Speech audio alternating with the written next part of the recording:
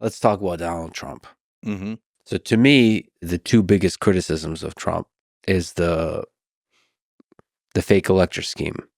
Out of that whole 2020 election, the fake elector scheme is the thing that really bothers me. And then the second thing across a larger time scale is the counterproductive division that he's created in, let's say, our public discourse. What are your top 5 criticisms of Trump? Okay, so number one, I have the same exact thing as you. The fake elector scheme is unacceptable, totally disqualifying.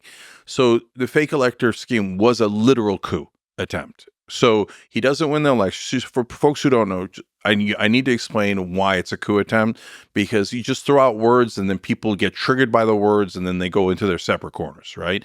So the January 6th rioters, they were not going to keep the building. That was not a coup attempt. It's not like, oh, the MAGA guys have the building, I guess they win, right? No, that was never going to happen. So what was the point of the January 6th riot? It was to delay the proceedings. Why did it matter that they were going to delay the proceedings? Because if you can't certify the election, they wanted general confusion and chaos so that the Republicans in Congress could say, well, we don't know who won, so we're going to have to kick it back to the states. In the states, they had the fake electors ready. And remember, the fake electors are not Trump's electors. Both candidates have a slate of electors, Biden's electors and Trump's electors. They go to the Trump electors first in this plan, and half the Trump electors go, no, I'm not going to pretend Trump won the election when he didn't win the election. So they're like, shit, now we got to come up with fake electors, okay? So they enlist these Republicans who go, yeah, I'll pretend Trump won, right? And so they sign a piece of paper. That's fraud, and that's why a lot of them are now being prosecuted in the different states. And so the idea is the Republican legislators then go, we're sending these new electors in, and we think Trump won Arizona and Georgia and Wisconsin, right? That was the idea. That was the plan. And then you come back to the House. At that point, when there are two different sets of electors, the constitutional rule is the House decides. But the House decides not on a majority, because the Democrats had the majority at the time. They decide on a majority of the states. They vote by state. And the Republicans had the majority of the states. So in that way, you steal the election. Even though Trump didn't win, you install him back in as president.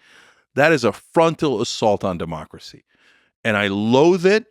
And then Trump, on top, just blabbers out, well, sometimes if there's massive fraud in an election, in other words, I think I won. I don't even think that. I'm just saying that I won, right? He says you can terminate any rule, regulation, or article even in the Constitution. No, brother, you cannot terminate the Constitution because you'd like to do a fake elector scheme and do a coup against America. Fuck you. Okay, so I'm never going to allow this wannabe tyrant to go back into the White House and endanger our system.